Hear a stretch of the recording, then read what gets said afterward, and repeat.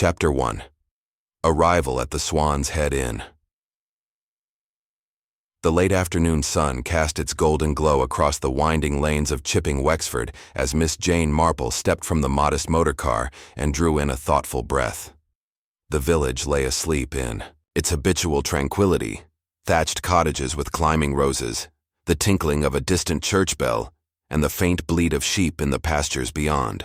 But Miss Marple, small, sprightly, with her keen blue eyes framed by soft silver curls, sensed, as she often did, that beneath this placid surface something unexpected stirred. She lifted her tweed coat collar against a playful breeze and studied the Swan's Head Inn. Its whitewashed walls were flecked with ivy, and a hand-painted sign depicted a regal swan poised upon a sapphire pond. Smoke curled lazily from a single chimney, and the warm glow of lantern light shone through mullioned windows.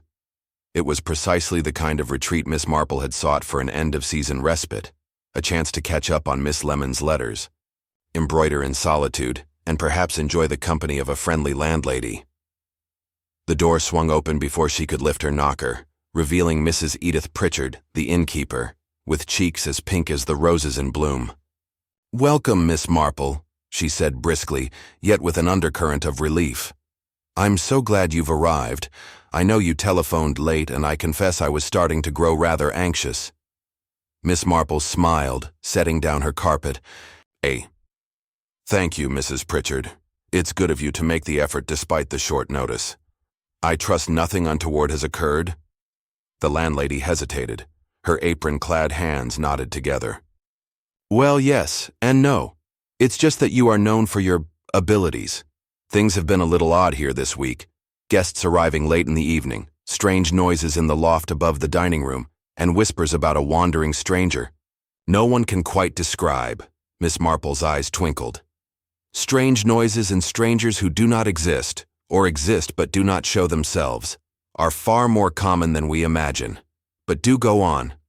I'll show you to your room first. Then, perhaps you'll humor me by having a little dinner and discussing these peculiarities." Mrs. Pritchard led Miss Marple through a low-arched door into a narrow corridor lit by oil lamps. The polished wooden floorboards creaked beneath their steps. "We keep the rooms simple but comfortable," she said. "The one at the far end, overlooking the garden, is yours." Miss Marple entered a cozy chamber furnished with a four-poster bed, a writing desk, and a china washstand. Outside, lilac bushes swayed under the gentle breeze. "Perfect," she murmured. "I'll unpack my things, freshen up, and join you in the dining room in half an hour." Mrs. Pritchard nodded. "I'll have the lights dimmed and candles ready." She paused as if debating whether to linger, then closed the door gently behind her. Alone, Miss Marple unpacked her modest wardrobe. 2 tea dresses, a tailored suit, and her favorite shawl. She placed her hat box on the chair by the window, then crossed to the escritoire and opened the little leather book of notes she always carried. On the first blank page, beneath a neat heading, Swan's Head Inn, she jotted down Mrs. Pritchard's remarks.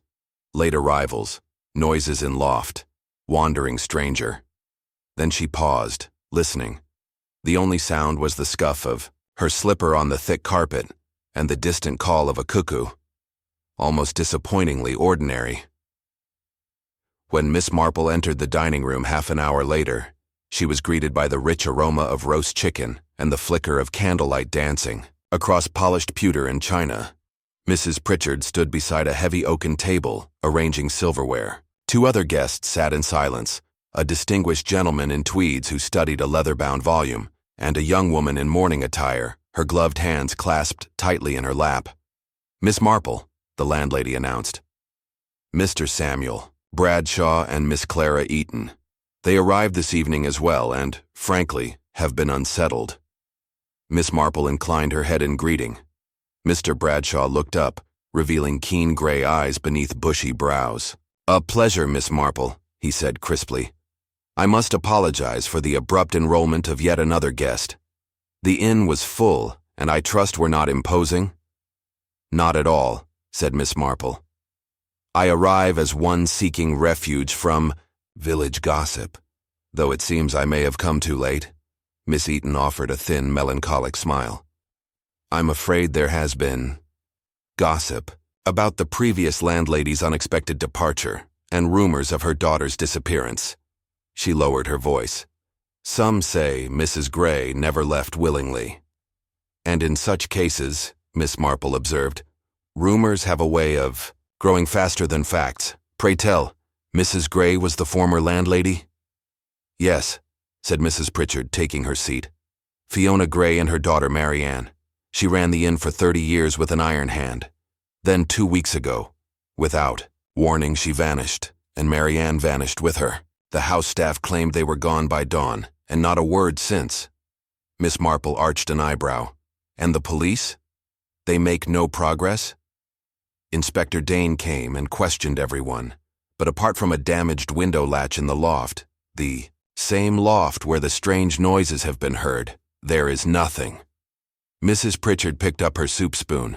Only last night someone, perhaps myself, heard footsteps overhead, pacing back and forth. No one was supposed to be up there. Of course, Bradshaw frowned. I dismissed it as the wind and a tired imagination. But if you heard it too, Miss Marple, well, I cannot deny some disquiet. Miss Marple looked around the table, her gaze settling on each face. We must consider motive, opportunity, and means.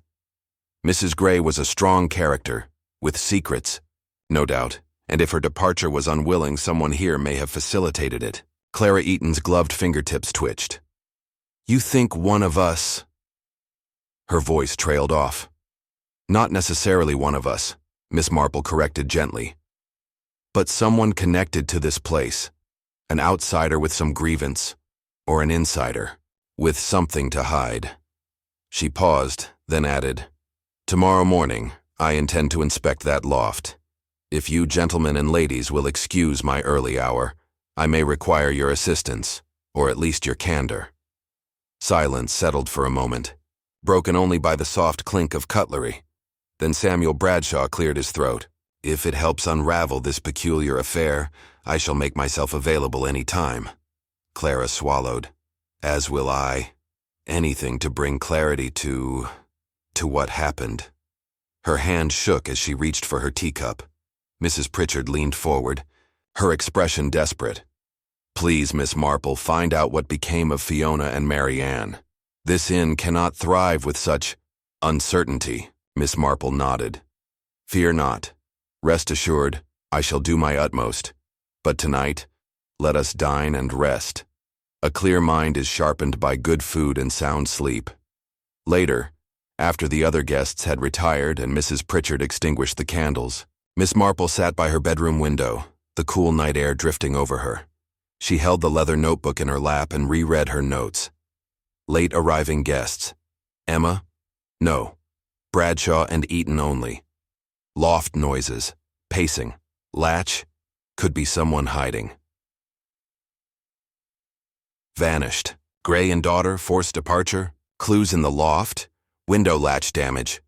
Forced exit or entry. She tapped her pen thoughtfully. The damage to the window latch intrigued her most. It suggested urgency. The latch forced, perhaps from the outside or inside in haste. Marianne Gray was said to be devoted to her mother. They would unlikely depart willingly in the dark without explanation. Someone must have helped them, or abducted them. Miss Marple placed the notebook on her bedside table and drew back the curtain. The moon shimmered on the braided garden below, the inn's silhouette serene yet ominous. A lone crow cawed in the distance. She smiled to herself. Tomorrow reveals all, she whispered. And until then, I shall rest. With that, she lit the small lamp by her bed and settled under the covers, mind brimming with questions. Who had reason to spirit away a landlady and her daughter? What secrets lay hidden in the Swan's Head Inn? And what would she find in the dusty loft at dawn? Miss Marple closed her eyes, confident that sleep would come, and that morning would bring the first pieces of an intriguing puzzle. Chapter 2. Whispers from Above.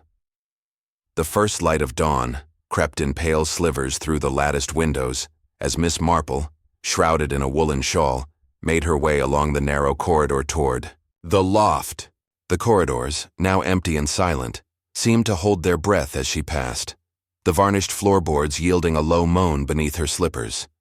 She carried only a lantern and a small notebook, her keen mind already racing through possibilities. If there were clues to be found, they would lie in the dusty rafters and hidden corners of the loft above the dining room, where Mrs. Pritchard and her guests had heard those unsettling noises. At the top of a short flight of stairs, a heavy oak door awaited her. Its hinge creaked, a reluctant groan, as she pushed it open, revealing a steep ladder leading to a trapdoor. She noted the latch had been recently oiled, its edges gleaming faintly in the lantern's glow. Approaching, she knelt to examine the floor below. Faint footprints, half smudged by age and dust, marked a hurried path toward the ladder. She traced their outline with a gloved fingertip, then rose to lift the trapdoor. A rush of stale air greeted her, carrying the smell of old straw, discarded newspapers, and something faintly acrid.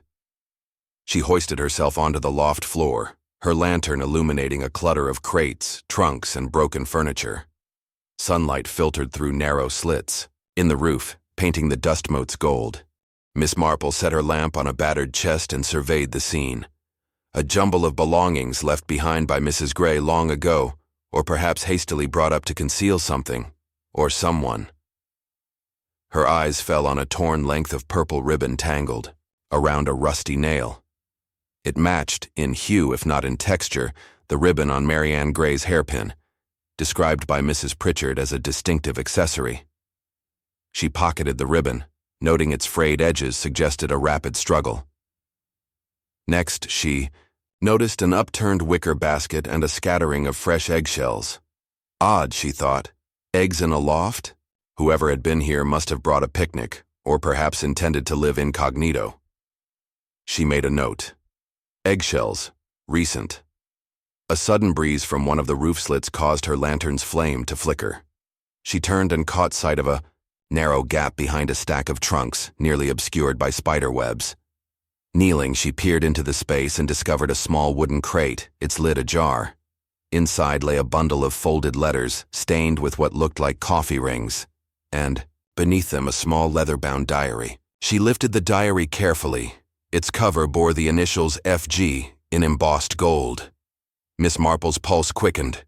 Fiona Gray's personal journal might reveal motives, fears, perhaps even details of her departure.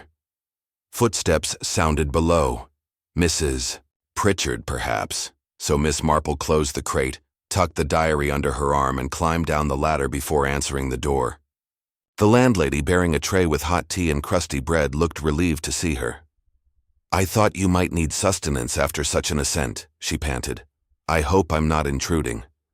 "Not at all, my dear," said Miss Marple, settling at a small table beneath the loft hatch. She poured the steaming tea into a chipped porcelain cup. "You say the noises have continued every night?" Mrs. Pritchard nodded, her lips pressed into a thin line. "Yes, once or twice. Footsteps, scratching, and, worst of all, a woman's sobbing. I was certain it was Marianne at first, but the sobbing ceased whenever I approached. And then, silence." Miss Marple sipped her tea thoughtfully. "And did you ever see a light up here?" she asked, indicating the loft hatch. "Only once," admitted Mrs. Pritchard. "A faint glimmer, like a candle. But when I fetched a lamp and climbed halfway up the ladder, I found nothing but emptiness." The detective clasped her hands. "We must consider that someone has been using this loft as a hiding place. The footsteps and tears suggest human presence." She paused, choosing her words deliberately. "And the eggshells. They are too fresh to belong to those left by Mrs. Gray 2 weeks ago. Someone has been staying here, perhaps to conceal the Grays after their exit." Mrs. Pritchard's face paled. "You think they were hidden here? But why? And by whom?" Miss Marple tapped her notebook. "We must gather more evidence.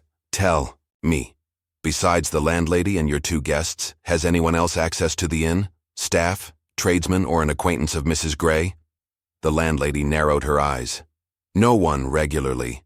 We have a baker, a milkman, Mr. Fletcher next door, who brings his wares early each morning, and the chimney sweep called once since the change of season. but neither climbed to the loft. I ordered them to leave the hatch undisturbed. Someone could have entered from outside, Miss Marple mused. Is there an external window to this loft? Mrs. Pritchard frowned, then hurried from the room toward the stairwell. Miss Marple followed, her notebook in hand. Together they climbed back up. In the mellow morning light, Miss Marple examined the roof slits more closely and discovered a narrow ledge beneath one, just wide enough to support a pair of shoes. The ledge faced a second-floor balcony at the back of the inn, an old service balcony rarely used. She crouched, shining her lantern on the bricks. Faint scratches marred the mortar, as though someone had clambered up the wall to gain entry.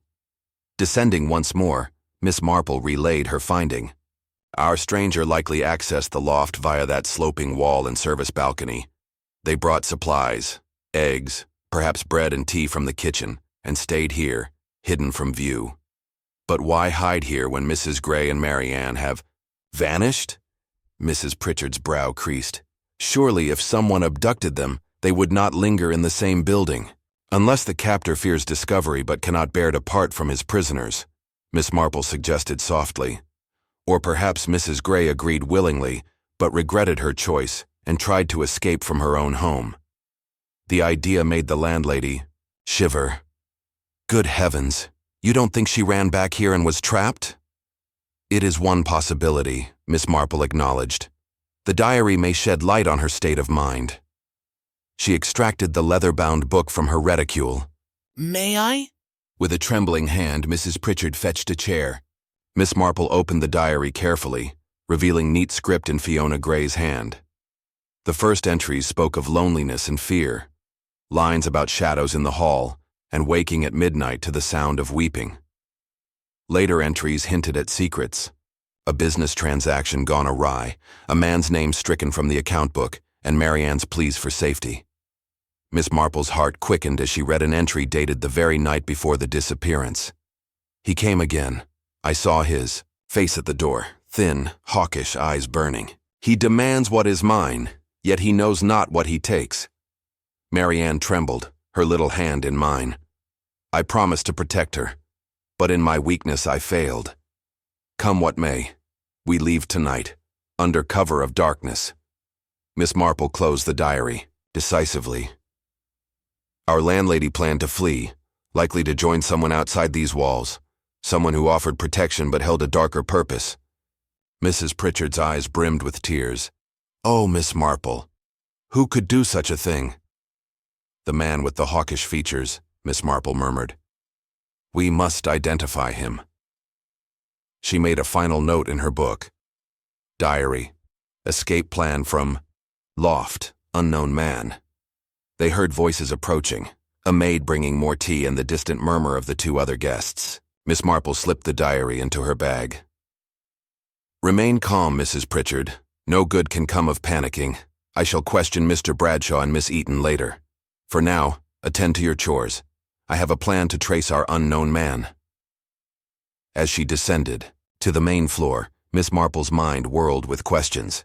Who persuaded Fiona Gray to flee into the loft? Who brought supplies and forced their way in? And with Marianne by her side, were they victims of a desperate escape or pawns in a darker scheme? The inn's hollows and rafters, once quiet, now echoed with secrets waiting to be laid bare. Outside, the morning sun warmed the inn's facade, and the village of Chipping Wexford stirred to life unaware of the mysteries unfolding overhead. Miss Marple paused by the front door, inhaling the fresh country air, and steeled herself for the task ahead, to unmask the hawkish stranger and to discover whether the Gray women were free or forever trapped within the whispered shadows of the Swan's Head Inn. Chapter 3. Secrets in the Moonlight. Miss Marple sat in the inn's snug sitting room that evening, the fire crackling in the grate and casting tremulous shadows on the oak-paneled walls. The low hum of conversation drifted from the bar, but here, behind closed doors, she had summoned Mr. Bradshaw and Miss Eaton for a quiet tete-a-tete. A porcelain teapot sat between them, its silver spout polished to a bright gleam, and 3 delicate china cups waited expectantly on saucers. Samuel Bradshaw, still dressed in his morning tweeds though somewhat rumpled now, leaned forward. "You wish to question us, Miss Marple?" His voice was steady, but held a note of curiosity. Miss Marple offered a gentle smile and poured tea. "Indeed. I wish to understand what each of you witnessed on the night of Mrs. Gray's disappearance, and whether any detail, no matter how trivial, might shed light on her fate. Let us begin, Mr. Bradshaw. You arrived late that evening, did you not?" Bradshaw nodded. "I reached the Swan's Head at around 10 o'clock. The setting sun was vanishing behind the hills. Mrs. Pritchard showed me to my room above the stables, the one overlooking the courtyard. I overheard raised voices in the common room as I passed, but assumed it to be nothing more than a late supper-time dispute. I retired early, reading by lamplight until the clock struck midnight. I then heard the distant chime of the church, and 15 minutes later, what I first thought to be a door closing sharply. I dismissed it, but moments later heard scraping, as though furniture being dragged, above my head.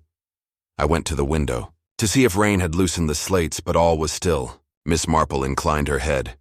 "And you did nothing further?" "Only that I lay awake until morning," he admitted. "I supposed it best not to alarm Mrs. Pritchard. After all, who was I to interfere?" "Quite right," said Miss Marple, approvingly. "Discretion can be more valuable than action. Now, Miss Eaton, your account, please." Clara Eaton, her mourning veil cast aside, smoothed her gloves and spoke softly. "I arrived an hour before Mr. Bradshaw. My room is adjacent to the loft above the dining room. I, too, heard noises, soft footsteps pacing overhead, irregular and hesitant, as though someone were learning the floor plan. Around 11:30, I heard a muffled sobbing. I called out, fearing a guest in distress, but there was no answer. I summoned Mrs. Pritchard, but by the time she arrived, all was I." "Quiet!" Miss Marple tapped her notebook. "You said your room bordered the loft. Was the connecting wall thin?" Miss Eaton nodded. "Very thin. I would not have heard anything if not for my window being open, though I had it open only for fresh air." She glanced at Miss Marple. "I regret I did not explore further, but I was shaken." "Understandable." Miss Marple looked at Bradshaw. "Mr. Bradshaw, you lived above the stables. Did you ever pass through the dining room during the night?" "Only at dawn," he replied. "I wished to fetch my luggage and bid Mrs. Pritchard good morning. I noticed the dining table set for breakfast, but no guests. The loft hatch was closed, and I thought nothing of it, until you told me of the recent entry." Miss Marple nodded thoughtfully. "Thank you, both. Your observations confirm that the loft was indeed occupied by someone who wished neither to be seen nor heard at close range. But they did not mind your presence at a distance, Miss Eaton, nor my intrusion earlier today. They chose to remain within." Clara sighed. "But why linger in a dusty loft when freedom lay beyond the windows?" Miss Marple tapped her lip. "Fear can bind a person more tightly than any lock, and if that person distrusted the outside world, or their intended escape route, they would remain near what felt familiar." She rose and moved to the fireplace mantel, where a silver clock ticked methodically. "There is something else," she said, turning back to them. "In the diary I found, Fiona wrote of a hawk-faced man. That suggests the stranger was known to her, perhaps by sight or by reputation. He came to her door before she fled. He might be local, someone who knew the inn well." Bradshaw frowned. "But who in Chipping Wexford has a hawkish face? I know most of the villagers." Miss Marple's eyes twinkled. "Perhaps you know more than you think, Mr. Bradshaw. The baker's apprentice, young Timothy Fletcher, has been apprenticed for months, but he is a boy, not a man. What of tradesmen coming this way? The chimney sweep, you said, called recently. It did," Bradshaw confirmed. "A certain Mr. Hawk, odd name if I recall, arrived with his brushes and rags 2 days before the disappearance." Miss Marple smiled. "Hawk. Perhaps he is our hawk-faced man, name and visage aligning in a most convenient if suspicious manner." Clara covered her mouth in surprise. "You mean the sweep?" But he seemed harmless, shy, almost deferential. "Shy men can hide deeper motives," Miss Marple replied. "He would know every nook and cranny of this inn, where dust gathers, where latches stick, where a secret room might be concealed, and he could easily enter the loft unseen during his work, remaining there afterward. Bradshaw's eyes narrowed. If he is responsible, then he might hold Fiona and Marianne captive somewhere on the premises, perhaps even in the cellar or behind the wainscoting. Miss Marple turned to her notebook. I intend to question Mr. Hawk tomorrow and inspect the chimney and service passages he may have used, but first we must speak with the inn staff if there are others who might have noticed odd behavior. Mrs. Pritchard, can you find your maid and anyone else who works here? No one is to leave until we have heard their accounts. Mrs. Pritchard, summoned from the bar, entered anxiously. Miss Marple repeated her request. The landlady hurried away to fetch her maid, while Miss Marple looked thoughtfully at her two guests. Good work tonight, she said kindly. Your honesty helps narrow our search. I believe that by morning, we will have tracked our hawk-faced sweep to the truth. The following day, dawn found Miss Marple and Mrs. Pritchard crouched beside the inn's large inglenook fireplace, examining the soot-blackened flue. A ladder lay at rest nearby, and the air held a faint tang of ash. Miss Marple ran her gloved finger along a narrow seam in the brickwork. The mortar was newer here than elsewhere, the joint a perfect line. Too perfect. I suspect a hidden niche behind this flue, she murmured. You see how the soot pattern shifts abruptly? That suggests a false panel. Mrs. Pritchard gasped softly. A secret compartment? Why would anyone build one here? For concealment, said Miss Marple.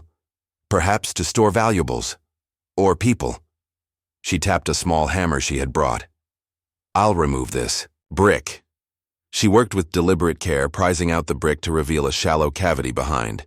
Inside lay two folded shawls, one dark, one pale lilac. Miss Marple lifted them gently and recognized the pale one as Marianne Gray's favorite. Wrap, described by the landlady. Underneath lay a parcel wrapped in oilskin, a battered leather pouch, stained with damp. She eased open the pouch to find a small coin purse, 2 gold sovereigns, and a folded scrap of paper inscribed with faint handwriting. Meet at midnight by the yew tree. Alone. Your savior waits. Miss Marple's heart quickened.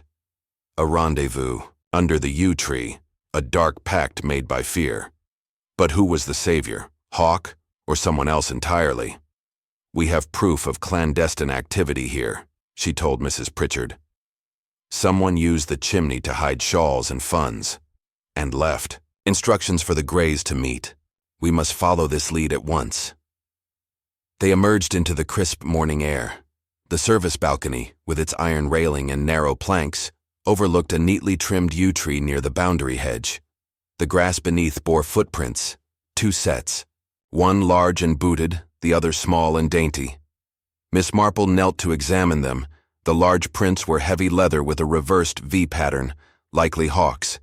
The smaller prints, more slender, matched a lady's walking shoes with slight heels. Miss Marple stood and looked at Mrs. Pritchard. They met here, at midnight, with a guide. She paused. I believe they intended to flee through your garden gate, perhaps to a waiting carriage on the lane. But something caused a delay, and the rendezvous failed. The tears in the loft ribbon suggest Marianne fought to return, only to be intercepted. Mrs. Pritchard trembled. Do you think they are still alive? Miss Marple's gaze was steady. Yes, fear binds them, but keeps them alive. We must find them before Mr. Hawk, if he is indeed. Our hawk-faced man realizes we know and moves them elsewhere. She reached into her reticule and extracted Fiona Gray's diary. Tonight at midnight, I shall wait by the yew tree. Mr. Bradshaw and Miss Eaton will join me in plain clothes. With luck, our hawk-faced sweep will show himself. And the Greys, too. Until then, Mrs. Pritchard, secure the inn and ensure no one comes or goes without your knowledge. As she turned to leave, the church clock in the village struck 8. 12 hours remained until midnight. Miss Marple's mind teemed with plans and possibilities, but her heart brimmed with quiet confidence. Soon, the whispering secrets of the Swan's Head Inn would be laid bare, and the Grey women's fate revealed. Chapter 4. The midnight rendezvous. Miss Marple spent the following day moving quietly among the guests and staff, her keen eyes noting every glance and gesture. By mid-afternoon, she had questioned the baker's apprentice, Timothy Fletcher, whose day began with dawn deliveries. He recalled seeing Mr. Hawk, the chimney sweep, arrive at the back door shortly before sunrise, brush bag slung over his shoulder, and depart 10 minutes later with soot-stained gloves. Fletcher had smiled at the sweep's cheery greeting, but admitted he had never thought much of it until now. That was about the time Mrs. Gray and Mary Ann vanished, Miss Marple observed softly. Did he say where he was headed? Timothy frowned. No, ma'am. After sweeping the kitchens and dining room, he locked up and walked off toward the lane behind the inn. He looked anxious. With that confirmation, Miss Marple returned to her rooms, her mind formulating the plan for nightfall. She unpacked the fragments of evidence gathered so far, the purple ribbon, the shawls, the secret pouch, and the diary, and laid them out on her dressing table.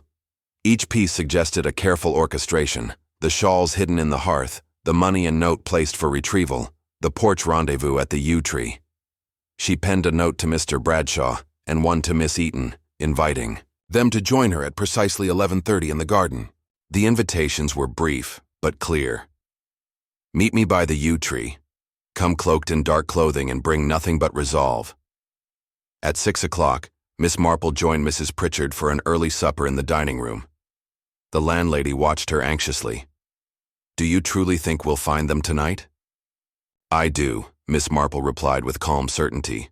But I advise you to keep your windows shuttered and your doors locked. Nothing should move after dusk without your knowledge. Mrs. Pritchard clasped her hands. I'll ensure the staff stays inside. After supper, as the sun dipped below the rolling hills, the inn settled into hushed suspense.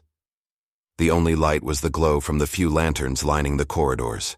At 10 o'clock, Miss Marple descended to the garden, followed moments later by Bradshaw, dressed in a dark overcoat, and then by Eaton, whose black cloak fluttered in the gentle breeze. Each carried only a small lantern. They crouched behind the yew tree, its dense foliage concealing them from view of the service balcony. Miss Marple whispered instructions. Mr. Bradshaw, you remain here. Miss Eaton, you keep watch along the boundary hedge. I will station myself beneath the balcony. When Hawk arrives, wait for him to place the shawls or coin purse. Then, I shall call for you. A church clock tower chimed 11. The three figures waited with bated breath, the earth cold beneath their knees. The wind rustled the yews candles, and the distant murmur of the village drifted faintly across the fields. At 11:30, a solitary figure emerged from the darkness, a man of medium height, his face half hidden by a blackened cap, carrying a small bundle. Miss Marple's lantern beam flickered as she raised it ever so slightly.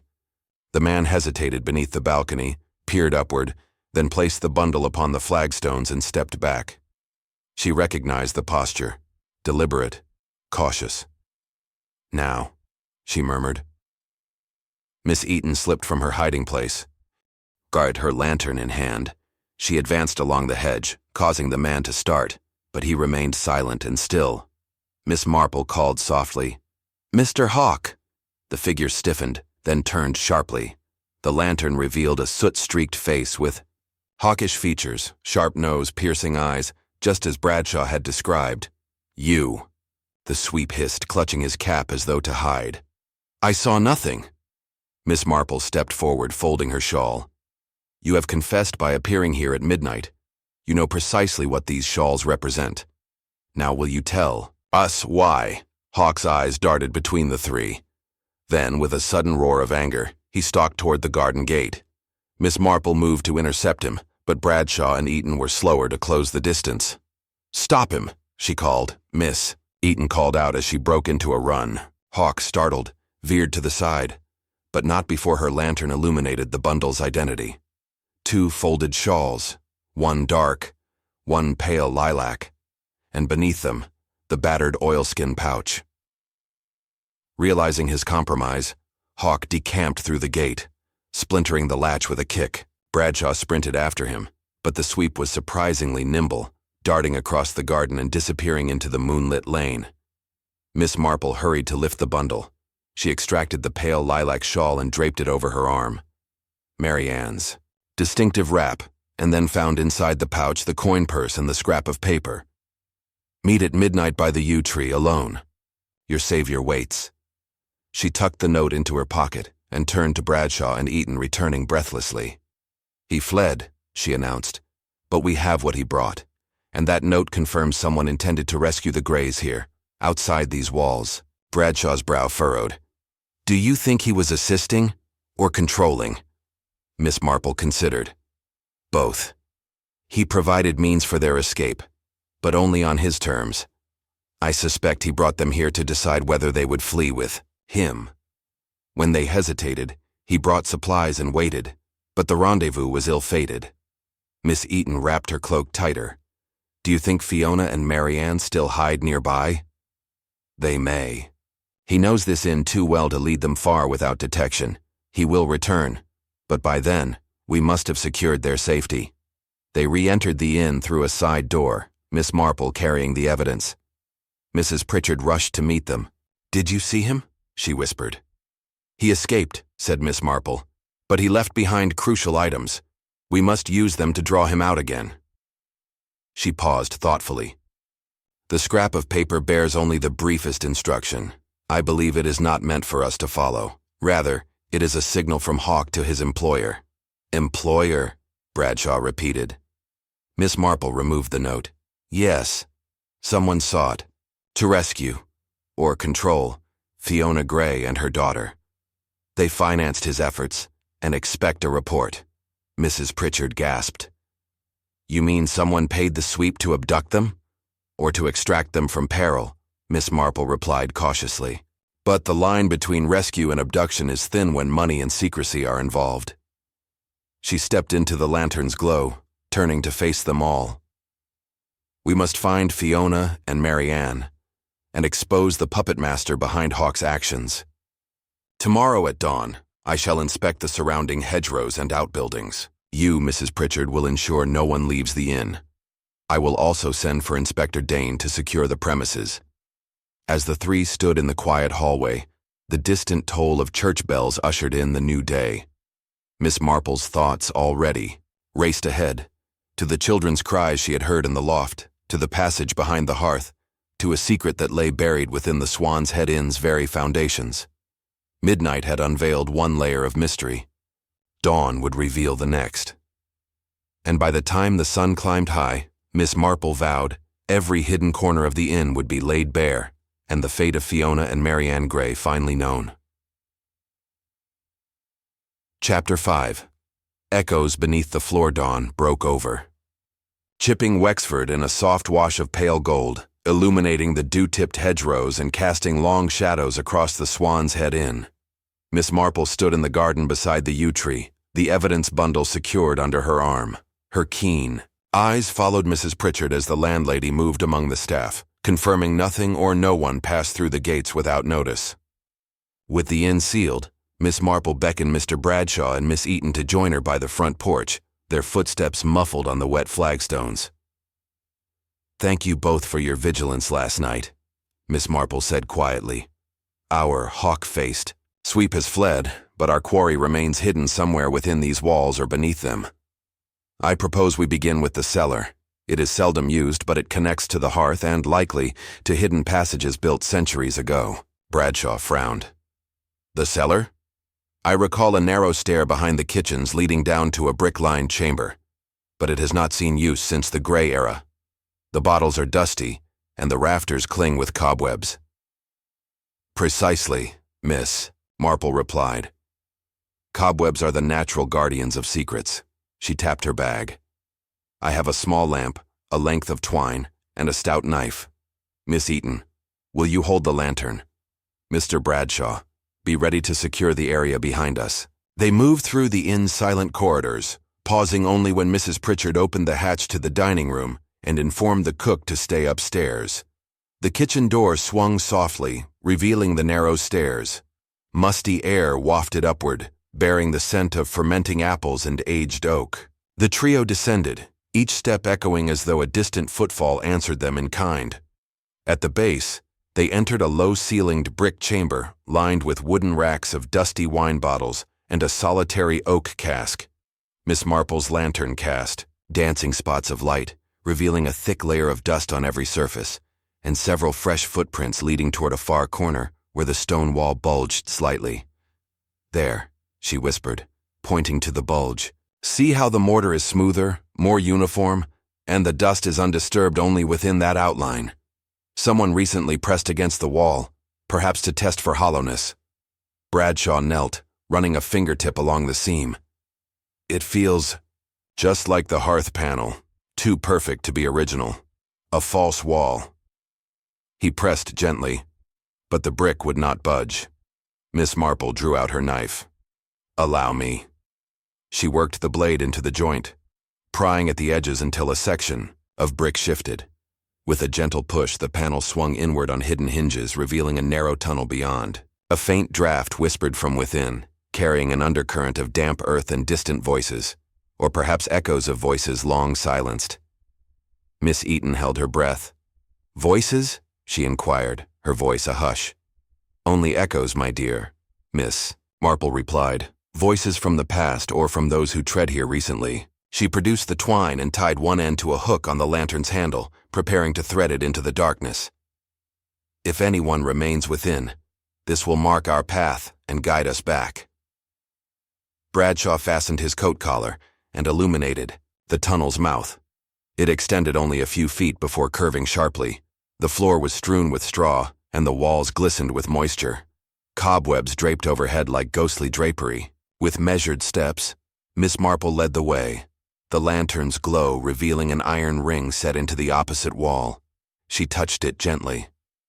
This ring may have held a rope ladder, or served as an anchor. "Mr. Bradshaw, stand by."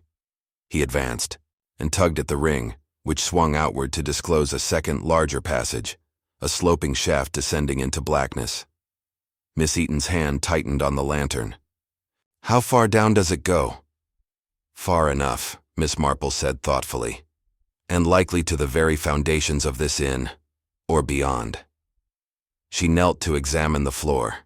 Fresh footprints pressed into the straw led downward, smaller prints, matching Marianne's shoes and larger ones matching Hawk's heavy boots. Bradshaw exhaled. "They ventured here. They may be nearby." Miss Marple nodded. "We proceed carefully. The ground may be unstable, and if the Greys are hiding, or held, their exhaustion will slow them." She tied the twine to the ring and beckoned Eaton to hold the lantern close. "Follow me." They descended the shaft, the air growing cooler, damper. Each step scraped against the earth floor, stirring dust motes in the lantern's beam. The walls here were carved roughly as though by hand, the uneven surface suggesting an ancient service tunnel, perhaps used by smugglers or as a priest's secret way during harsher times. At the shaft's base, Miss Marple found herself in a low, arched gallery of flint and brick. The passages branched to the left and right, each about 3 feet wide. The twine marked the way they had come. Beyond lay an uncharted network. She paused, placing a reassuring hand on Bradshaw's arm. "Keep the lantern steady." They advanced, to the left, following faint drips echoing off the stone. As they rounded a corner, a sudden whimper froze their steps.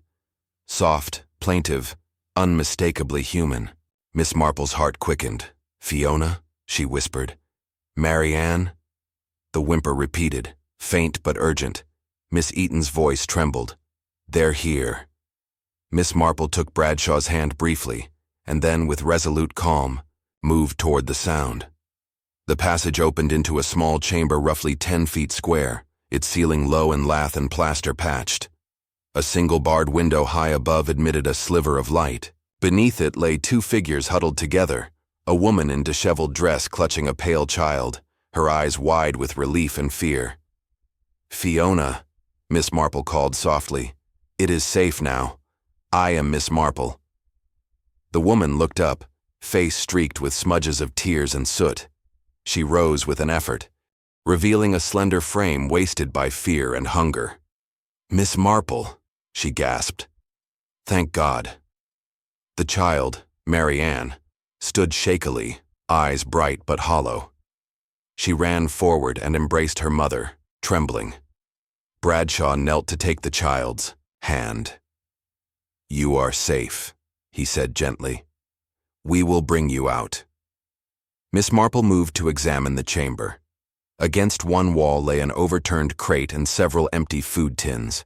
A length of rope coiled in a corner. The barred window's lock had been hammered shut from within. On a beam, someone had sketched a hawk in charcoal, its wings outstretched. A mocking taunt, perhaps from Hawk himself. Fiona followed Miss Marple's gaze and shuddered. "He came once to deliver food, but I refused to go. He threatened to bring more men." She sank to her knees. "He said I would be grateful to him for saving us. From my creditors, from the disgrace," Marianne whispered. "He said I was safe with him, that no one would hurt us. But I did not want to stay." Miss Marple knelt beside them and placed a comforting arm around Fiona's shoulders. "You have nothing to fear now. Inspector Dane will arrive shortly. But tell me, how long have you been here?" "Almost 2 weeks," the mother replied, voice hollow. "Since the night we fled. We followed his instructions, midnight by the yew tree. But the carriage never came. He spat at me, calling me a fool for trusting a stranger. Then he dragged us here, sealing the window." Miss Marple's gaze hardened. "He kept you imprisoned under our inn, and he thought no one would find you." She rose. "I will free you both now, and we will see that justice is done." Bradshaw returned with a stout crowbar borrowed from the kitchen. He placed it gently against the window bars. With firm, measured force, the lock snapped open. The bars fell inward with a dull clang. Marianne gasped and slipped past, arms around her mother. They stood in the lantern's glow, blinking at the fresh air. Miss Marple led them back toward the shaft. "Lean on me, Fiona. Mr. Bradshaw will carry your bundle." Marianne clung to her mother's hand, and Eaton lit the lantern high to guide their steps. Behind them, the charcoal hawk glowed ominously. As they emerged into the cellar, Mrs. Pritchard hurried down at Miss Marple's call. The cook and the maid joined, eyes wide with astonishment. Inspector Dane arrived shortly after, summoned by a telegram Miss Marple had dispatched at dawn.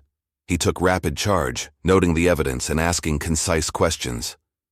In the kitchen, above, the aroma of fresh broth filled the air as Fiona and Marianne were given hot soup and blankets. Miss Marple watched from the doorway, satisfaction warming her heart. The hawk-faced sweep would be apprehended, she was certain, but for now, the Grey women were safe. Inspector Dane approached, tipping his hat. "A remarkable discovery, Miss Marple. I shall organize a search of the surrounding lanes at once. We had no cause to suspect the cellar." Miss Marple inclined her head. "Secrecy thrives where suspicion falters." She smiled gently at Fiona. "Now, my dear, you may rest. And in the morning, speak with Inspector Dane. He will see that he brings Hawk to account." As she left the kitchen, Miss Marple paused at the foot of the stairs. The hidden ring in the hearth, the secret tunnel, and the charcoal hawk, all had led to this moment. She walked through the quiet corridors, her mind already clearing space for the next steps. Tracing Hawk's employer, uncovering the motives behind this peculiar abduction, and restoring peace to the Swan's Head Inn. Above, the early sun climbed, higher, scattering its golden light through the windows. Below, in the cellar, Fiona Gray and her daughter slept, free at last from the shadows beneath the floor, and from the hawk-faced man who sought to bind them there. Chapter 6. The web unravels. The following morning, a crisp sunlight filtered through the mullioned windows of the Swan's Head Inn, painting patterns on the polished oak floor. Miss Marple stood in the empty common room, the afterglow of victory still with her, yet her mind turned already to the questions that remained. She had arranged for Inspector Dane to interview Hawk once he was in custody, and for Mrs. Pritchard to oversee the inn's daytime operations. But first, she needed to unmask the architect behind the chimney sweep's scheme. Moments later, a knock sounded at the kitchen door. Mrs. Pritchard ushered in Mr. Fletcher, the baker's apprentice, still in flour-dusted smock and cap askew. He looked alarmed but resolute, his hands twisting a rag in nervous habit. Miss Marple invited him to the table where a pot of tea had been placed. "Thank you for coming, Mr. Fletcher," she began. "I wish to ask you some more questions about Mr. Hawke's visits." The youth bowed his head. "Certainly, Miss Marple. I'm sorry if I seem frightened. They say he threatened the Greys." Miss Marple smiled kindly. "You have done well. Now tell me, on the day of the sweep's last visit before the disappearance, did you see him speak to anyone on the lane or near the gate?" Fletcher thought for a moment. I did see him speak to a stranger outside the gate that afternoon. It was just after I delivered bread at 2. I thought it odd because no one comes here unannounced except the milkman. The man was tall, dark-haired, wearing a long coat and a wide-brimmed hat. He spoke in low tones. I couldn't hear the words, but Hawke handed him a small folded note before going inside. Miss Marple's pen danced across her notebook. "Hawke, met tall stranger, delivered note." She looked up. "And can you recall any distinguishing feature of the stranger? A limp? A watch? Anything?" Fletcher's eyes widened as though recalling a clue. "Yes. He had a bullet-shaped cane, black, with a silver hawk head handle. I thought it curious at the time." He shivered. He saw me watching and tipped the hat, then he vanished down the lane toward the village green. Miss Marple tapped her lip in thought. A hawk head cane. Surely the weapon of a man who fancied power and flair. She thanked Fletcher and dismissed him, her mind already tacked toward the next step. If Hawke served someone, that someone bore a hawk motif and chose a servant who matched his own emblem. The coal-black cane with a silver hawk's head was no common walking stick. It was the calling card of a refined, perhaps aristocratic, individual who stalked in shadows. Later that morning, after ensuring Fiona Gray and Marianne Eaton were resting in the guest parlor under Mrs. Pritchard's careful watch, Miss Marple sought out Inspector Dane in the small office adjoining the Inns bar. The inspector sat behind a makeshift desk cluttered with reports and scrapings of chalk on slate. Hawke had arrived by coach, escorted 2 hours earlier under guard. Dane nodded gravely as Miss Marple entered. "Miss Marple," he greeted, "your work has uncovered far more than we expected." Hawke admitted to providing the means for the Greys' disappearance, yet he refused to name his employer. "He swears he acted alone, served only by threats of violence," he claims. Miss Marple adjusted her shawl. "I rather think Hawke feared someone far more dangerous than himself. A note delivered in secret. A rendezvous under the U, that hawk-headed cane. These suggest a patron who commanded respect or terror." She paused. "Does he possess any acquaintances in Chipping Wexford, or the surrounding towns who carry such a cane?" Inspector Dane rubbed his chin. "There is one, Lord Halliburton of Wexford Hall. He's known for his eccentric accessories, cane among them. He was once engaged to Mrs. Gray, though they parted acrimoniously 5 years ago. Rumor says his family didn't approve, and he blamed Fiona for the heirship passing to a distant cousin. He's reclusive but returns to estate from time to time." Miss Marple's eyes lit. That would place motive, perhaps revenge or a twisted desire to rescue Fiona on his own terms. "Do we have means to question Lord Halliburton here? Or would you prefer to go to Wexford Hall?" Dane glanced at the inn's windows where Marianne peered out. "If he is involved, he may return to the scene, if only to survey the inn. We can lie in wait here until he appears. Meanwhile, I'll draft a warrant to search Wexford Hall and seize that cane as evidence." Miss Marple nodded. "Excellent. Let us begin by canvassing the lane outside. He may venture here if he senses his plans are threatened." She rose, and together they stepped outside into the brisk air. By noon, Mrs. Pritchard had reopened the inn for quiet luncheon. Word of the Grey rescue had spread, and a handful of curious villagers drifted in to offer sympathy or to trade gossip. Miss Marple greeted them politely, but her gaze swept each face for signs of the tall stranger with the distinctive cane. No one matched precisely, until a gentle knock at the door heralded the arrival of an elderly gentleman in dark tweeds, his gait deliberate and measured. His hat was tucked under his arm, and in his hand glinted precisely that very cane.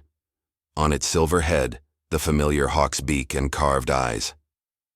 Lord Halliburton paused in the doorway, surveying the room with thin-lipped severity. Miss Marple approached with graceful calm. Lord Halliburton, I believe.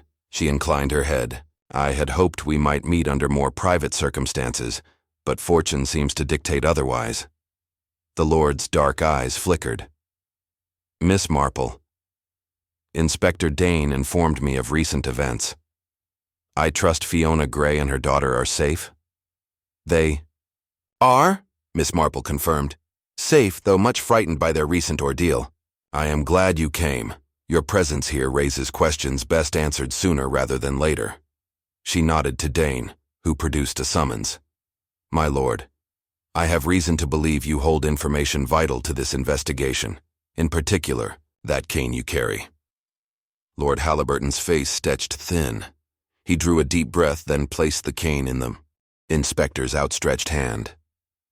I see you have been thorough, he murmured. Yes, I once presented this to Fiona. It was a gift, an emblem of our engagement, but I have had nothing to do with this sordid business. Miss Marple tilted her head. A valid gift indeed, but consider. Hawk delivered messages and supplies under that same emblem. Why would a coal-black cane be so rare if not used as a marker for clandestine meetings? Dane examined the silver Hawk's head. There are once or twice traces of soot on the handle. Hawk's handiwork. He brushed his gloved finger and pocketed the cane. Lord Halliburton, you are to accompany us to the station for questioning. The peer's composure cracked. This is an outrage, he exclaimed. I demand to know on what grounds you arrest me. Miss Marple folded her hands. On the grounds that you stand to benefit from Mrs. Gray's removal, financially, socially, and perhaps emotionally. The law requires proof, but at present, your involvement with Hawk and the cane provide reasonable cause.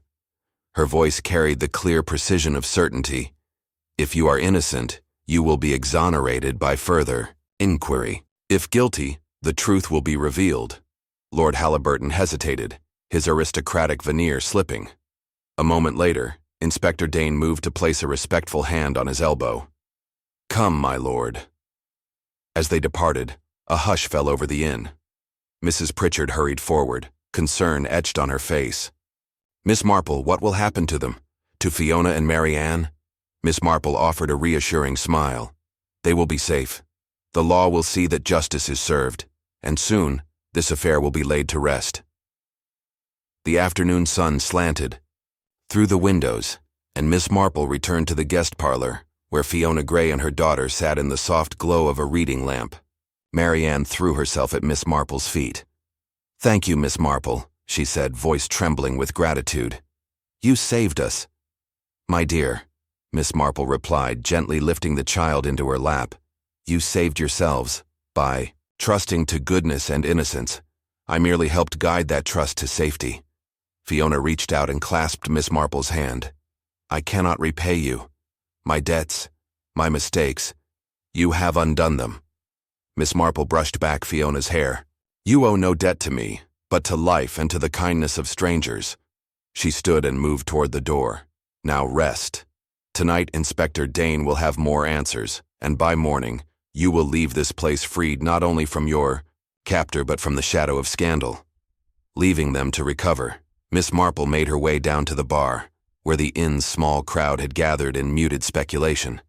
She felt the familiar tingle of curiosity satisfied, and yet sparked anew. The web had begun to unravel, but more threads remained. Hawk's own confession, Lord Halliburton's motive laid bare on the witness stand, and perhaps another figure lurking behind the scenes. She poured herself a cup of tea and sipped it thoughtfully. Life was like a cozy puzzle, she reflected, a tapestry of motives and secrets woven through ordinary people. Some threads glinted in the sunlight, others lay in dusty corners, but eventually, every strand revealed its pattern, and in Chipping, Wexford, at the Swan's Head Inn, the true design of this peculiar affair was about to be shown in full.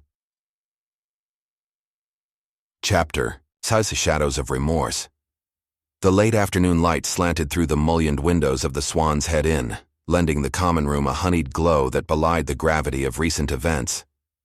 Miss Marple sat by the hearth in a high-backed chair, knitting steadily as she listened to the murmur of villagers gathered for tea. With Inspector Dane and his constables away at Wexford Hall securing further evidence against Lord Halliburton, The inn seemed oddly peaceful yet charged with anticipation. Somewhere in its quiet corners, Fiona Gray and her daughter Marianne were resting in the guest parlor, their ordeal behind them but their future still uncertain. Miss Marple paused in her knitting, noting the arrival of Mrs. Pritchard, flushed, with concern, carrying a tray of freshly baked scones. The landlady set one before her, smoothing the folds of her apron. "Miss Marple," she murmured, "I've just heard from the kitchen. There's a gentleman here to see you. One calling. Himself, Mr. Hawkins, claiming he has urgent information about Hawk's accomplices." Intrigued, Miss Marple folded her knitting and rose. "Thank you, Mrs. Pritchard. Show him in, if you would." The landlady led the way through the narrow corridor to the little parlor off the bar.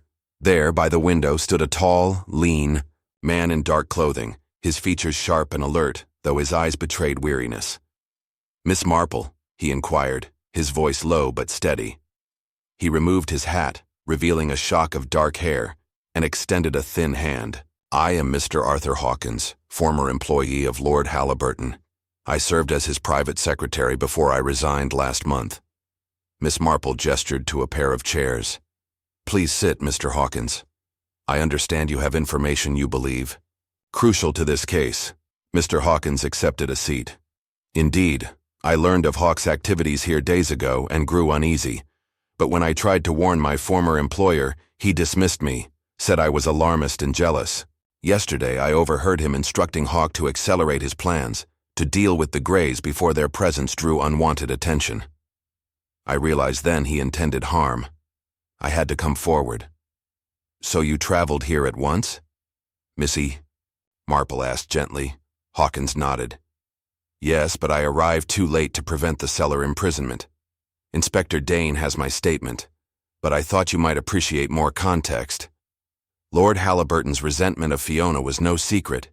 He blamed her for the broken engagement and the loss of his family's favor. He believed that by abducting her, he could force a reconciliation, or punish her for her refusal." Miss Marple's thoughtful gaze turned to the window, where the yew tree cast its long shadow across the lawn. "And did he confide his exact intentions, or did he cover his true purpose with the guise of rescue?" "Both," Hawkins replied. "He spoke warmly of saving Fiona from debt and disgrace, but he also mentioned the airship that slipped from his grasp when they parted. He believed that once she was at his side again, she could persuade her family to restore him to favor. If she refused, then, well, he said he might have to convince her." Miss Marple pressed her lips together. "A man who believes love can be enforced by threats shows neither love nor reason. Yet we must have proof. Has anyone seen Lord Halliburton at the inn after Hawk's flight?" Hawkins placed a hand on the arm of his chair. "No, but I suspect he watches from Wexford Hall. He chose that estate for its view of this lane and the inn. He would have known of every meeting at the yew tree and every comings and goings from the cellar hatch. If we could secure his letters, or diaries, we might find written evidence, his own admissions." Miss Marple nodded. "Inspector Dane holds a warrant to search Wexford Hall. I shall request he look for correspondences from Hawk or from this office." She paused, then added, "Mr. Hawkins, you have done a brave thing to speak out. It may cost you your reputation, but you have saved lives." Hawkins inclined his head. "I have my conscience, Miss Marple, and I owe the Grays more than I can repay." Mrs. Pritchard, who had lingered discreetly outside the door, now entered with a porcelain teapot and 3 cups. She poured steaming tea and placed 1 cup before Hawkins. "You're welcome here any time," she said kindly. "You've shown true courage." Hawkins offered a faint smile. "Thank you, Mrs. Pritchard. I only wish I had spoken sooner." Miss Marple refilled her own cup, then set it down. "You've done what matters. And now I think we must prepare for the next phase. When Inspector Dane returns with evidence from Wexford Hall, we shall confront Lord Halliburton once more. Until then, we must watch and wait." By late afternoon, the villagers' curiosity had coalesced into a gentle buzz around the inn. Some offered sympathy to Fiona and Marianne.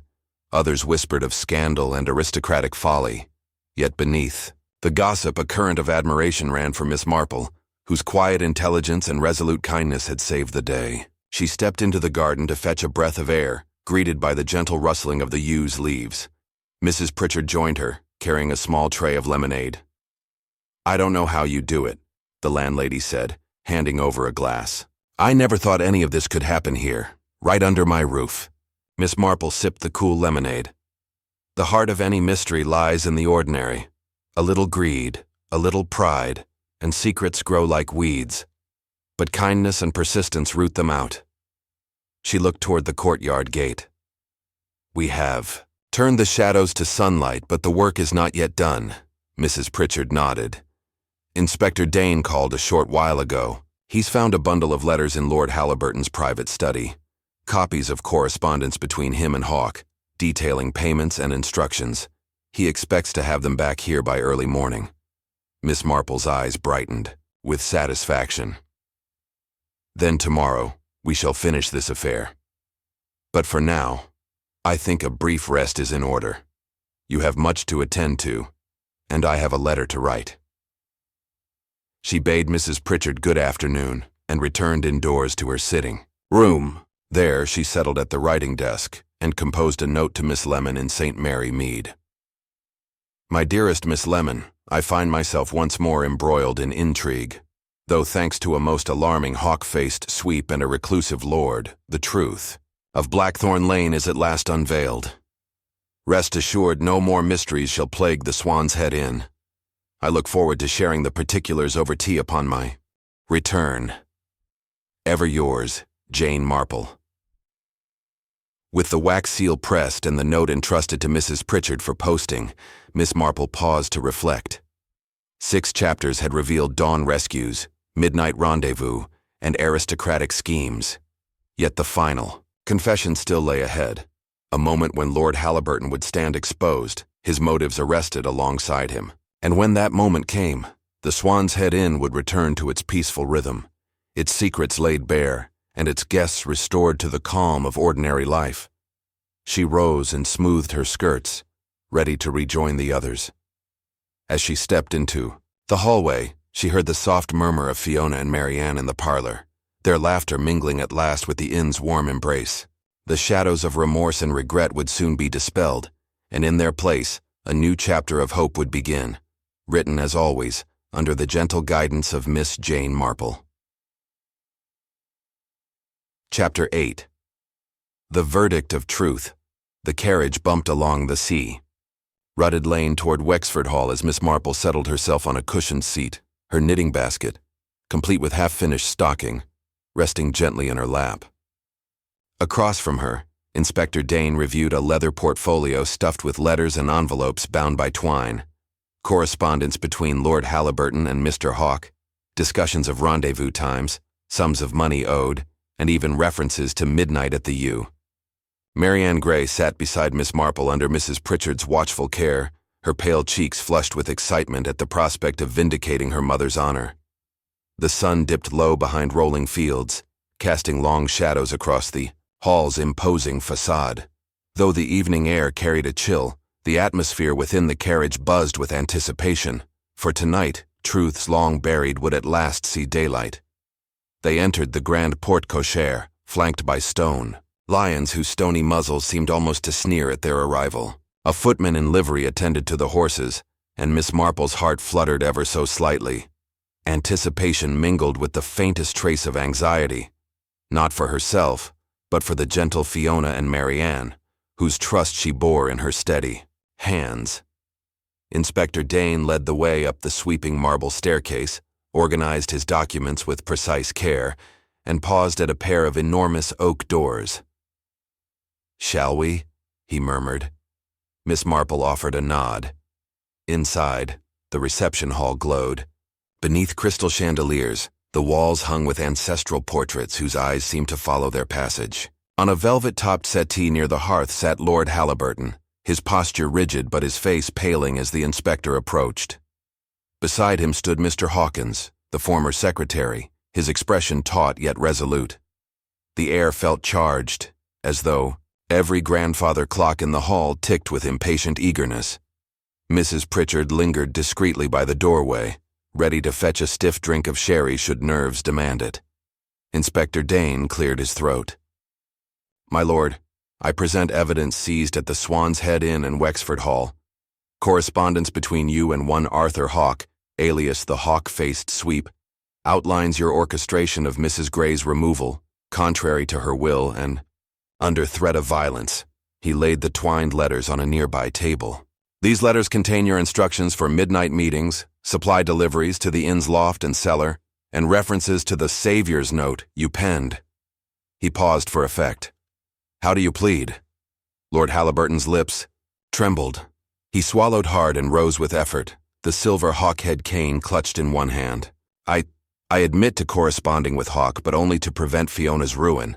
Her debts, my own heartbreak, compelled me to act. I intended only to bring her here, discuss terms, then release her once her passions cooled. I never meant harm. His aristocratic voice cracked. It was a misguided rescue, nothing more. Miss Marple rose and crossed to stand before him, her gaze clear and unwavering.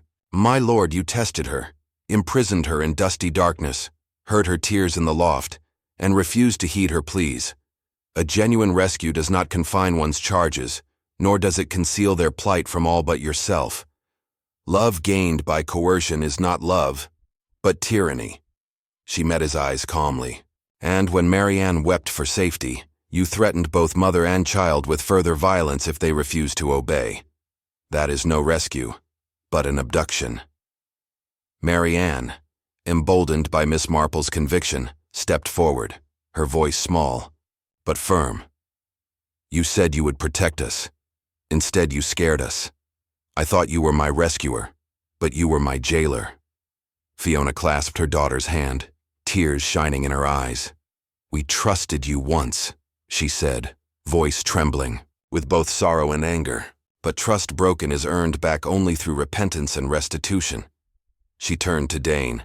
My lord, forgive me, but I cannot abide such betrayal. The hush that followed held the weight of centuries. Finally, Lord Halliburton lowered. His gaze, the aristocratic poise drained. He drew a slow breath, then sank onto a nearby chair. You are right, he whispered. I acted out of pride and wounded vanity. I repented immediately when I saw the fear in Marianne's eyes, but pride prevented me from releasing them as I should. Hawke's threats drove me on, even when my conscience screamed to stop. I deserve whatever punishment the law decrees. His voice broke, and he sank his face into his hands. Inspector Dane stepped forward, unfolding a formal warrant. My lord, you are charged with unlawful imprisonment, abduction, and endangerment of a minor. I shall escort you back to the inn, where you will await transport to the magistrate. Any further interference will be viewed as obstruction of justice. The constables moved in, politely but firmly placing a velvet cuff around Halliburton's wrist. Miss Marple allowed a moment's silence before she spoke once more to Fiona and Marianne. My dears, you have shown courage beyond your years, and your voices have brought justice to bear. You may return to the Swan's Head Inn in triumph, knowing the word rescue now belongs solely to those who act out of compassion, not selfish will. She linked arms with Irene Pritchard, who had come forward, and led the pair toward the door. The carriage ride home felt lighter than the journey there, though the world beyond the inn's rustic facade seemed unchanged. Yet for Miss Marple, Mrs. Pritchard, Fiona, and Marianne, Chipping Wexford had been reborn, purged of secrets and shadows. Inspector Dane oversaw the transfer of Lord Halliburton to the local constabulary, and Mr. Hawkins volunteered to accompany, him as witness. As the inn hove into view, lanterns twinkled in the windows, and the soft glow of candlelight promised warmth and renewal. That evening, the dining room of the Swan's Head Inn held an unusual gathering. Fiona Gray, restored in her dignity, presided at one side of the long oaken table.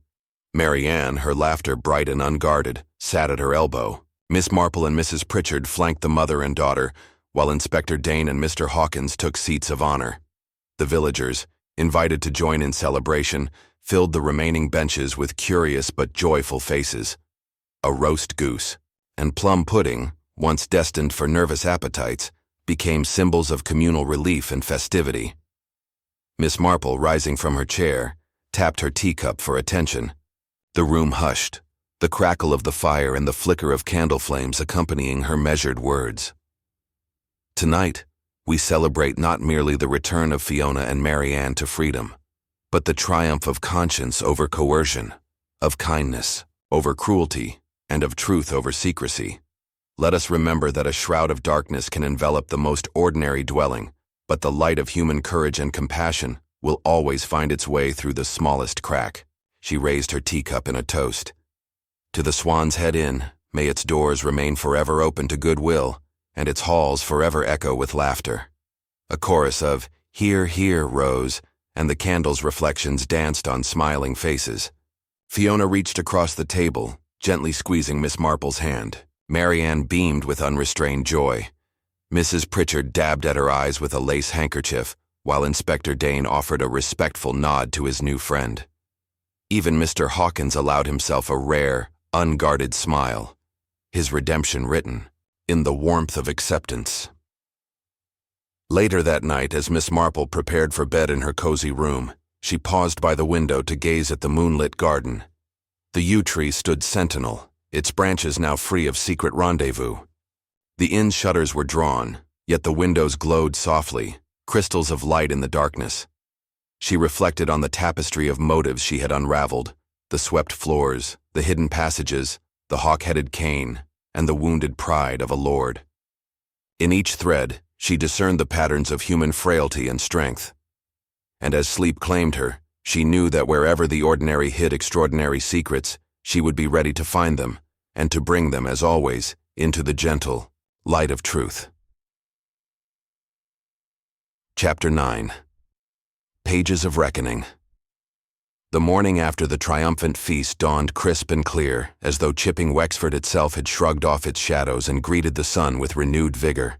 Miss Marple sat at the wide breakfast table in the Swan's Head Inn's cozy dining room, her knitting basket to one side, while Mrs. Pritchard moved quietly among the tables setting out freshly baked rolls and steaming urns of tea.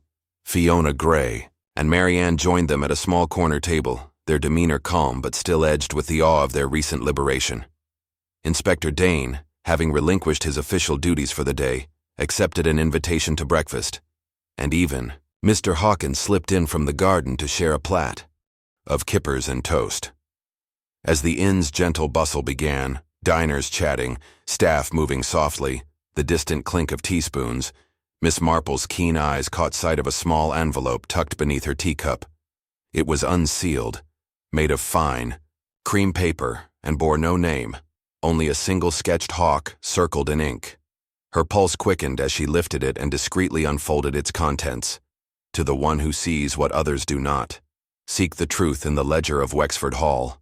There lies the final page of our story.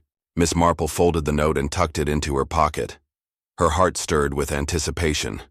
Though Lord Halliburton's arrest had resolved the immediate danger, this mysterious missive suggested another layer to the Grey affair, one written long before Hawke's schemes. She laid down her teacup with a soft clink. "Pardon me," she murmured to the table. "I have pressing business at Wexford Hall."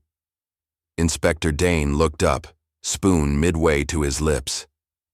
"Back so soon, Miss Marple?" She smiled calmly. "An anonymous tip, Inspector.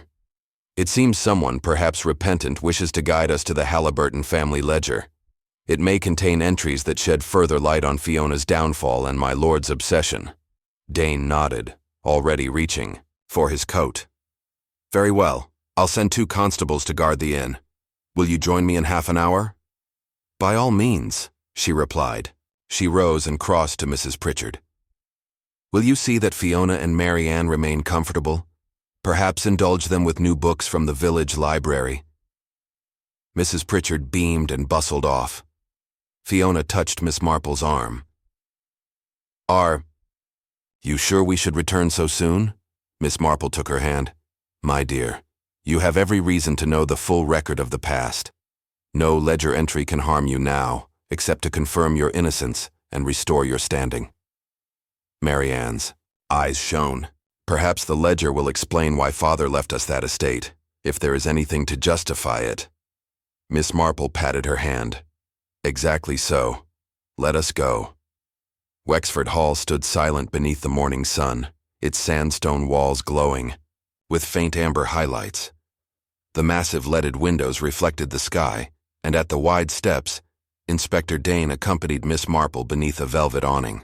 The hall's keeper, a solemn man in gray livery, bowed and led them through echoing corridors hung with ancestral portraits and gilt-framed mirrors.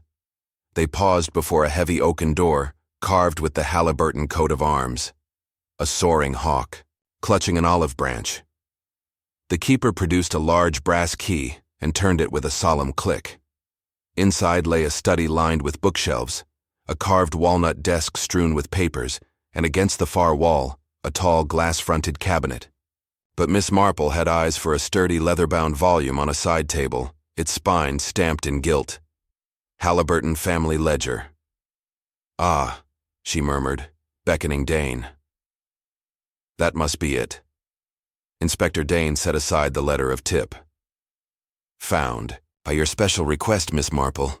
Good thing Hawk's payment records are safe. They corroborate what we know. But the family ledger might reveal more. Family debts, secret bequests, or peculiar conditions," Miss Marple finished, stepping forward. She lifted the ledger carefully and opened it to the first page. The neat script dated back 2 generations, documenting birthrights, dowries, and land transfers. She thumbed ahead, pausing when a cluster of entries attracted her attention. April 16th, 1908.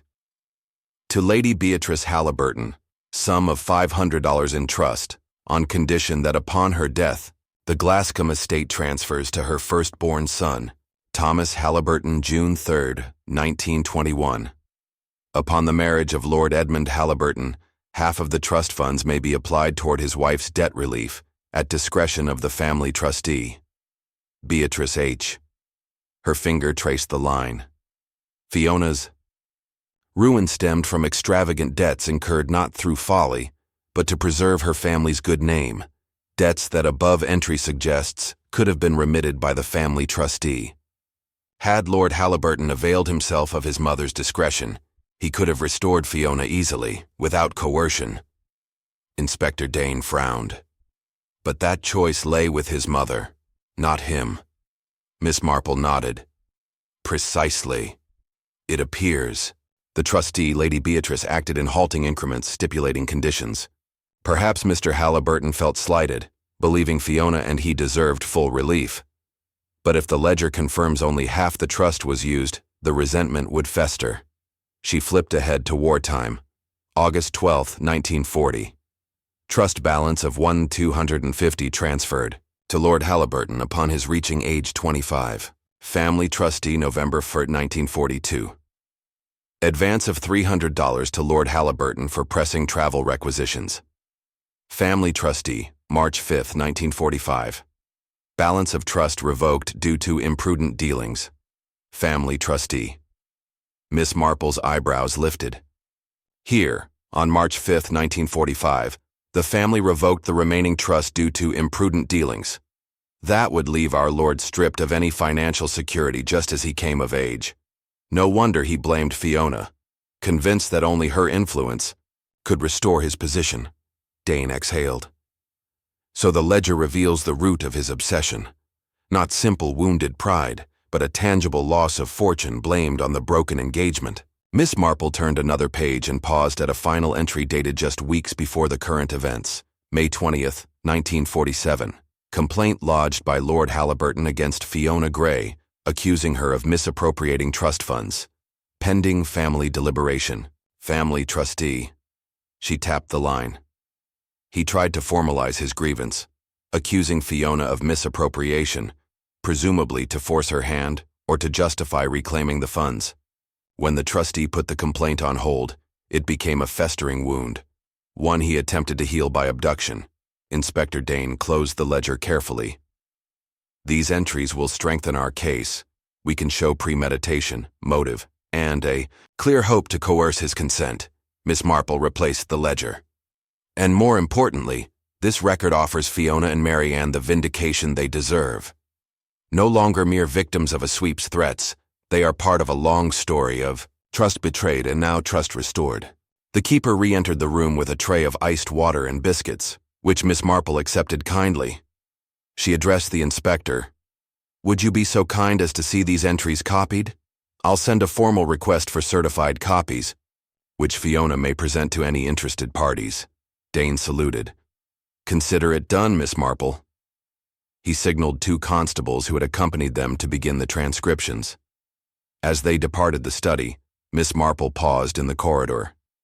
The early afternoon sun filtered through stained glass, painting the walls in jewel-toned light. She smiled gently to herself.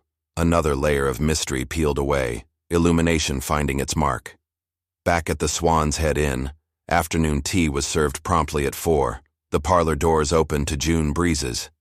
Mrs. Pritchard had prepared an assortment of petits fours and homemade lemonade in delicate crystal.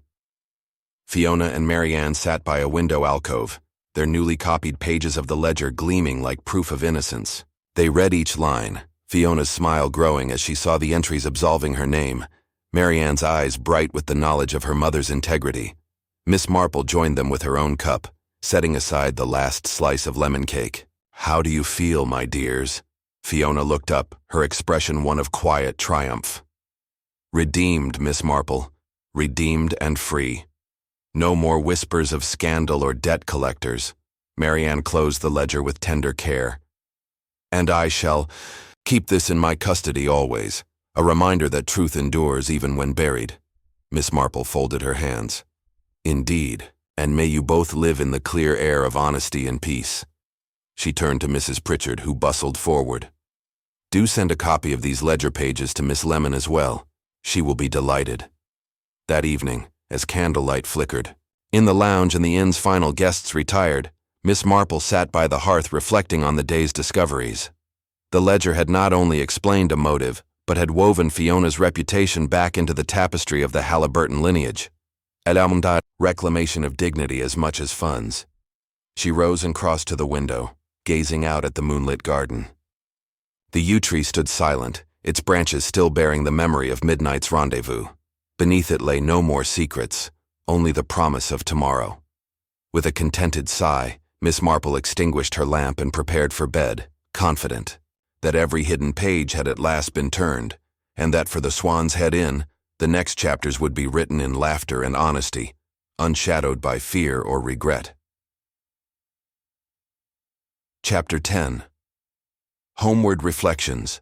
The rosy dawn filtered through the lace curtains of Miss Marple's sitting room at the Swan's Head Inn, heralding the final morning of an eventful sojourn. The ghosts of midnight whispers, hidden tunnels, and hawk-faced conspiracies had vanished into the mists of memory, replaced by the gentle bustle of farewells and fresh beginnings.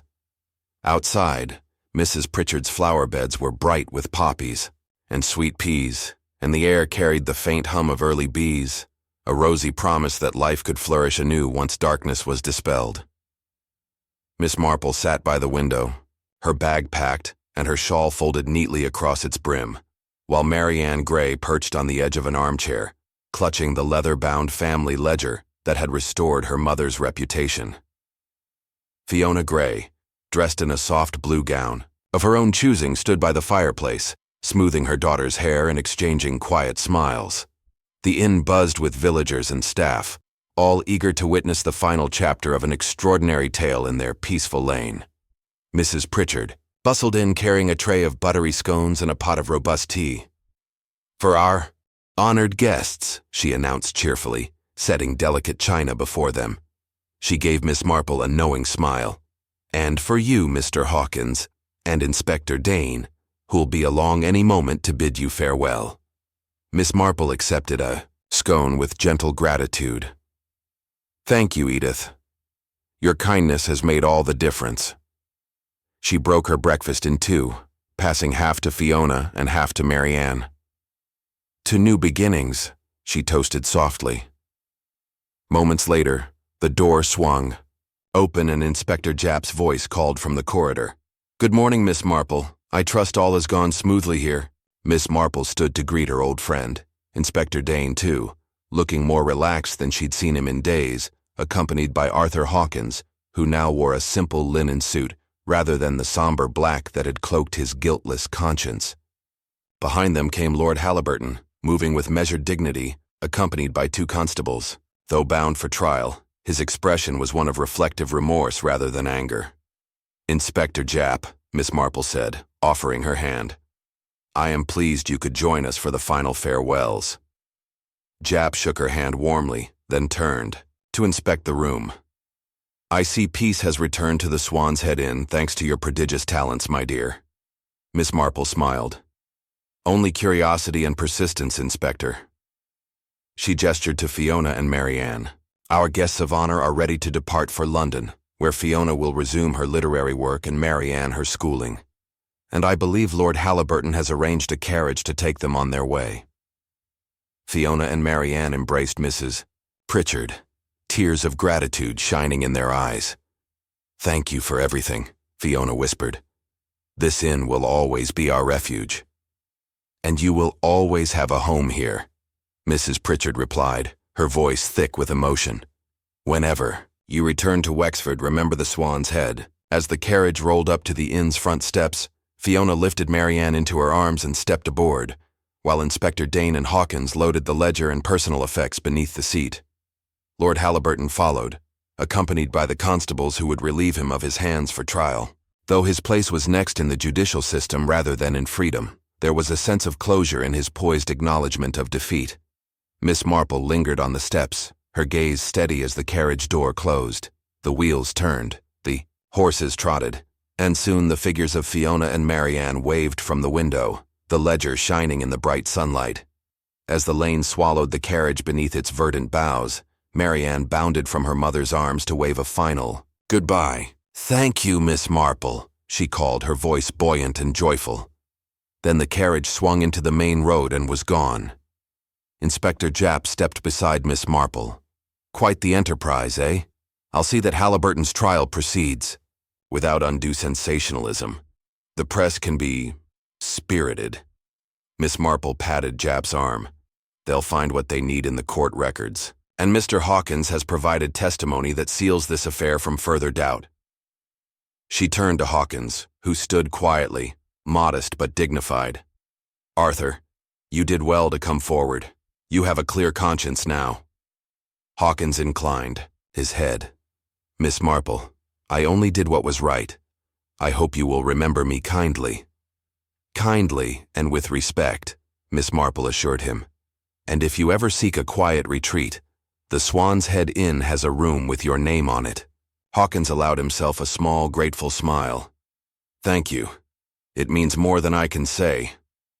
Inspector Dane stepped forward, shaking Miss Marple's hand with hearty warmth. "Once again, you've outwitted the greatest puzzles. I believe even Japp and I could learn from your patience and perception." Miss Marple chuckled softly. "I learn from every puzzle and every person I meet. Now, Inspector, I should return to my lodgings here tonight. My train to St. Mary Mead waits in the morning." "Then I wish you a good journey," Dane said. "And if you should desire an update on the trial, just send word." Miss Marple folded her shawl over her arm. "I shall, but for now I am content to rest." One by one, the guests departed. Inspector Japp to report to Scotland Yard, Hawkins back to his modest London lodgings, now freed from association with scandal, and Inspector Dane to oversee Lord Halliburton's arraignment. Mrs. Pritchard and her staff bustled about, gathering up teacups and linens, their expressions bright with relief and pride. The inn that had once harbored whispers of dread now thrummed with renewal. As the afternoon sun climbed higher, Miss Marple wandered through the garden one last time. She paused beside the ancient yew tree, its leaves fluttering in the breeze, and traced her fingers along its rough bark. "Goodbye, dear one," she murmured, pressing a gentle kiss to the trunk. "Your shadows have been chased away." She turned toward the inn's front door, where Mrs. Pritchard awaited with a small parcel. "We've prepared these for your journey, your favorite blackberry jam and some freshly baked oat cakes." Miss Marple accepted the parcel with a smile. "You are too kind, but I shall relish every bite." Mrs. Pritchard dabbed at her eyes. "Thank you, Miss Marple, for everything." Miss Marple offered her arm. "It has been my pleasure, Edith. You run a fine inn, one that cares for its guests as you have cared for mine." She paused, her eyes bright with fondness. I shall return one day, for tea, for mystery, and perhaps for another story. And when you do, Mrs. Pritchard said softly, the doors of the Swan's Head will be wide open. Miss Marple stepped into the inn's entryway, the familiar warmth greeting her like an old friend.